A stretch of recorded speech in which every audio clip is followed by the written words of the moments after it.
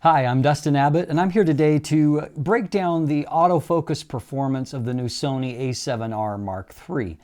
This, of course, is one of the areas in which Sony really focused their efforts in improving it over the a7R Mark II, which came away from most reviewers and users with the impression that while it had a fantastic sensor, which has come over into the a7R Mark III with only minor tweaks, it had a relatively poor autofocus system. And so as a result, it didn't really allow a lot of shooters to take full advantage of that great sensor, or in some ways it also limited those to the types of photographers that might make use of it. With the a7R Mark III, of course, Sony has gone for really after the D800 series, the Canon 5D series users with a camera that can pretty much do everything. And so, if not the flagship in terms of say the role that the A9 fills, this is really less of a specialist camera and more of a general purpose camera. Fortunately, we can all thank Sony for all the work that went into the A9, because a fair number of the improvements that went into that development have trickled down to the a7R Mark III series. And while this is a less specialized camera, it is now, I would say, good enough for most people in most situations. And so the focus system is a huge improvement. I just want to highlight a few of those things today as a part of this. Of course, one piece of technology that Sony has had, a proprietary technology that has continued to evolve along the way, is their IAF. It's one of those things that some people might, hear of and say, oh, that sounds a bit gimmicky. But I can tell you that as it's evolved to its form in the a7R Mark III, it is anything but a gimmick. And if you are a portrait shooter, for example, this could be a pretty revolutionary technology for you. The IAF, it works a treat, in most situations. And what it enables you to do, and I want to speak to you kind of as a real photographer here, what it enables you to do is that sometimes when you're in that portrait type setting, you waste a lot of time in between shots trying to get an autofocus point on the eye, the place where you want the camera to be focused. And that's usually your highest point of engagement, and that eye contact and quality of focus on the eye can either make or break a shot. And so I find that in shooting with traditional systems, I spend a lot of time trying to get a autofocus point on that. And of course, if you go back a generation or so, if you're shooting with cameras that really weren't as good, and by the way, that with traditional phase detect autofocus, that's still often true, that outer focus points simply aren't as good. And so what you would end up with sometimes is doing focus and recompose, using that center point, focusing on the eye, and then recomposing to the actual composition you want. If you're working with very, large aperture lenses, however, that depth of field shift may be just enough to destroy your intended purpose. And so what I'm finding is that IAF, number one, increases accuracy on getting that eye in focus, no matter basically where the eye is in the frame, with very few exceptions. But you're getting the IAF where you want it, and so the focus is in the right point much more quickly. And also you're retaining very good accuracy across the frame. And so that makes this really the technology is a treat for those that are portrait photographers. I'm just finding that I'm ending up with a higher keeper rate than ever before because of IAF in a portrait type setting. And so for the most part, it works fantastic. On some rare occasions, you will find that it can introduce some hunting, and that's mostly if you're starting IAF and maybe a person is in profile or the eye is not visible, and so the camera might do a little bit of hunting trying to find that autofocus point. And so I think it's mostly about learning the behavior, learning when to turn IAF on and when not. And so and you have options, of course. One thing that the a7R3 is really good about is all the different buttons that can be customized, and so to allow you to choose where you want it. I actually have mapped it myself to the AF on button, and so it's somewhere right up there, nice and easy, and so you can almost use it as you would like a back focus type or rear focus button. The other option that I also employ is that if you're using an actual Sony lens where you have the button there, you can also map it to that. And so I certainly, if I were shooting portraits with Sony lenses, that's a really logical place to put it. It's very convenient. It means you can quickly turn it on and get at it in that way. So that certainly is a plus. Now, interestingly, the improved, I don't know if it is the improved voltage that's in the focus system or just the improvement to, you know, whatever technologies are there, but I have found that in using something like the Sigma MC11 adapter, which by this point I'm fairly accustomed to. I've been shooting with it for quite a long time. I've shot some with the A7R Mark II. I've shot quite a bit with the A6500. And what I've found is using the MC11 is that I'm actually, my range of other lenses, either Canon or third-party lenses, I have found that they actually work better on the A7R Mark III than they did on any previous camera using the MC11. And so, for example, lenses like Tamron's SP primes that I own the 45mm and the 85mm, and particularly with the 85mm, IAF actually works quite well, which I never really got it to work before. And so that's a great news for those of you that shoot kind of hybrid systems, much like I do, in that you're actually getting better performance with your third-party lenses or your, Canon lenses, in my case, on the A7R Mark III than what I did previously with other cameras. Now, just on that note, a couple of things. I do find that third-party lenses that I'm adapting to Sony, they tend to work better in AFC mode, continuous focus mode.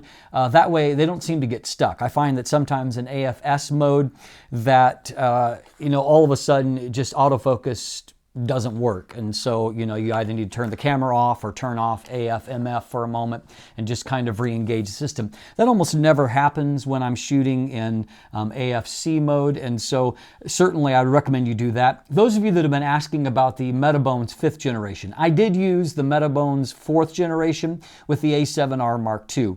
I had fairly limited success in adapting third-party lenses at the time, and I found that it was really hit or miss how good the behavior was, particularly if the lighting got challenging. And so the A7R Mark III, as I've already noted, it has a much more effective focus system, so I suspect that even the Metabones 4 would work better. But I'm more interested in looking at the Metabones 5th generation that some people have reported very good results in. And so what I'll do is that when I have one of those in hand down the road, I'll probably do a segment where I compare with the Sigma MC11 adapter, just for those of you that are interested in adapting. By the way, if you are using Sigma lenses, like the Art series, for example, with the MC11 adapter, they tend to work quite well here. And in fact, I enjoyed using the 85mm f1.4 Art more on the A7R Mark III than I did on the 5D Mark IV that I actually tested it on. And I got much more consistent autofocus results with outer focus points, or the equivalent of outer focus points, whereas I mostly got good results focus-wise with it more in the center group on the 5D Mark IV. I just had much more flexibility due to IAF working very well and just the difference in the focus system in general. Obviously, just the ability, I just want to pause and just highlight the fact that the ability to use lenses from Canon or other systems is huge here. I mean, and that's one of the chief advantages that Sony has had in this process is that, it's less painful, like for example, for me, who's heavily invested in Canon gear, it's less painful for me to add Sony into the mix because I can continue to utilize other lenses. And so that's certainly a plus there. Now, in terms of just regular other autofocus situations, not using IAF, Sony's face detection is actually quite excellent. And so even if you're not using IAF, it's a larger box, and so it's a less specialized focus area, but it does pick up faces quite well. The one challenge you may find periodically that I've found, for example, when shooting events, that maybe I'll be at an angle to the subject that I want to shoot. Their face may be a little bit more in profile.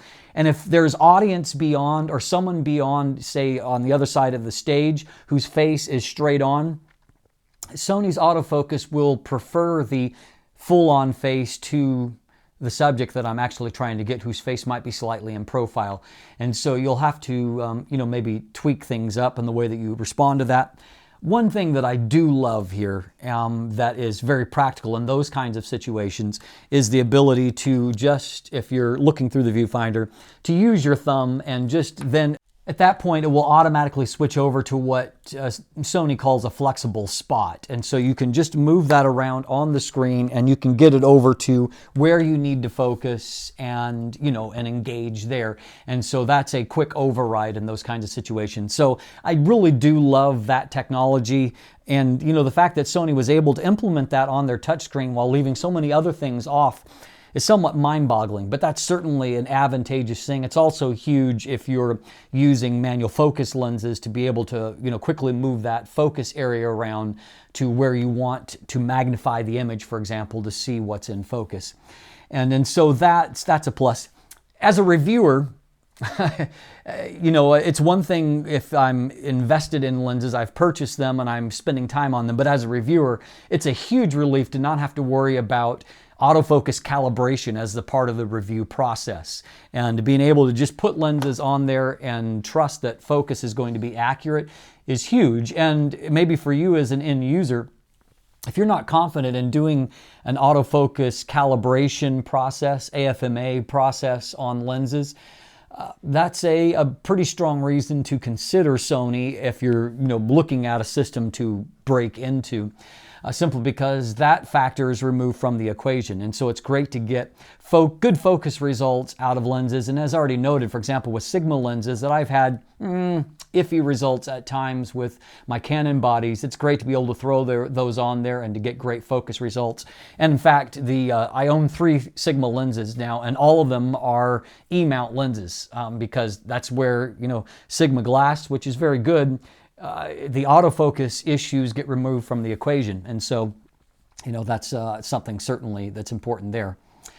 As far as Sony's tracking mode, this is the first, of course, I haven't used the A9, so I'm sure that it's better even yet.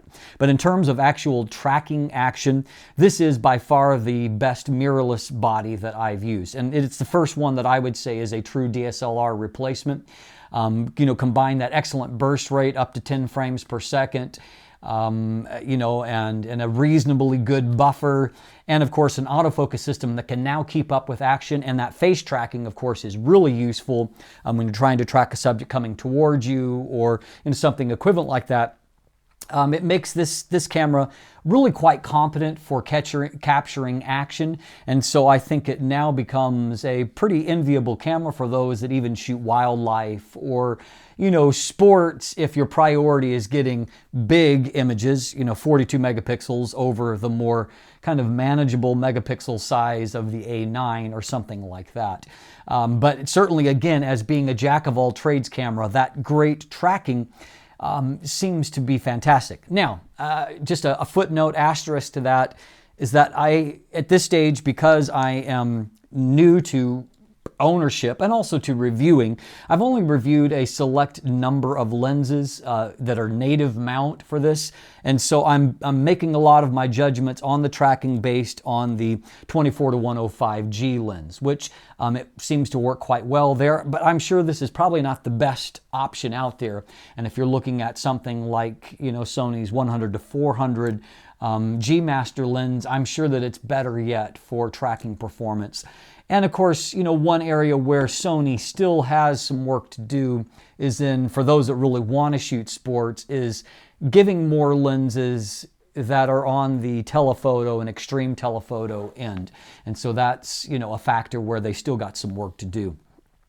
One other thing when it comes to focus that's interesting is that Sony does have a true completely silent shutter mode. There are a few minor downsides to it, but for most applications, I do a lot of event work, and it is truly silent, so much so that you have to kind of keep your eye out as it's writing to the card to know that you've taken a picture. I mean, it is it's not audibly detectable at all. And so very impressive for that kind of situation, that you can shoot very silently in those kinds of settings, maybe as a wedding shooter where you don't want to make noise or draw attention to yourself, or in church venues, which I shoot a lot in. And so as a result, that's also a very nice thing. So between having nearly silent autofocus, say with a lens like this, you're not going to really hear anything as it focuses.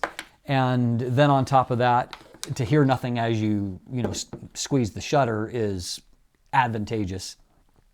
One of my primary motivations in going to the A7R Mark III for my own personal use is the combination of that amazing sensor and then all the manual focus aids for my manual focus lenses. And so I'm really enjoying getting new life out of them. Add to that a huge secondary factor of the in-body image stabilization, which means that, for example, to have the ability to get pinpoint focus very easily with, say, my Zeiss Milvus 135mm f2.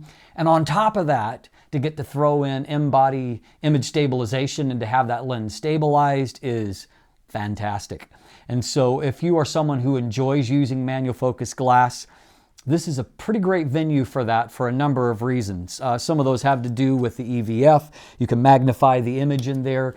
You can have options of putting, overlays on there to help you to see what's in focus. As I've already noted, you can move the box that you want to magnify, the area of the image you want to magnify. You can move that around easily.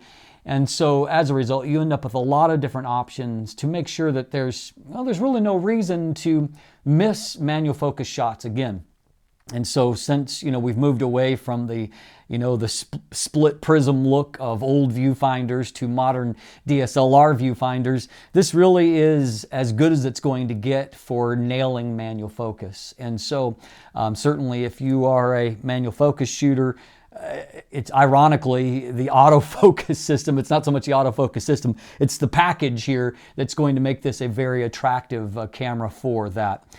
And so in summation, the autofocus, the tracking, the IAF, the burst rate, this is, in my mind, from the very first day I started shooting with this camera, it was the first day that I put my hands on a mirrorless body and I said, you know what, I could use this as my only camera.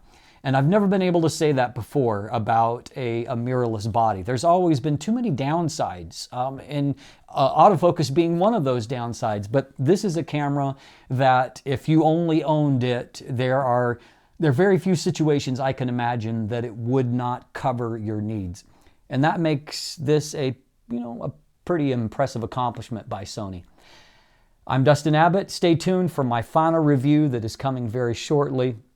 And in the meantime, you can check out the playlist. I've covered most aspects of this camera. It's not exhaustive, but I've covered most of them at this point, and a lot of comparisons to the 5D Mark IV from Canon, which is my other primary body, and so I've got a lot of familiarity with it. And so, and there's an image gallery that I've been shooting lots of lenses with the camera and a lot of different situations, so you can check that out there as well. And of course, if you haven't already, follow me on social media. You can become one of my patrons, and please click that subscribe button. Thanks for watching.